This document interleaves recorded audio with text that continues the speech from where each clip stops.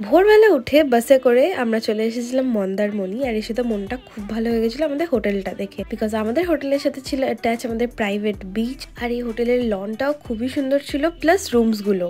যেহেতু আমরা খুবই টায়ার্ড ছিলাম তাই জন্য এসে একটু রেস্ট নিয়ে ব্রেকফাস্ট করলাম, করে আমরা রেডি হয়ে গেছিলাম বিচে স্নান করতে যাওয়ার জন্য। আর তার আগেই আমাদের এখানে যে কি গল্প হচ্ছিল আমি ভুলেও গেছি। তারপরে আমরা সবাই একটু ডকে বসে গল্প করছিলাম, কিন্তু শাগনিক দাদার ওয়েট না করতে পেরে ডিরেক্ট সমুদ্রে আগেই নেমে গেছিল। তারপর আমরা সবাই এলাম।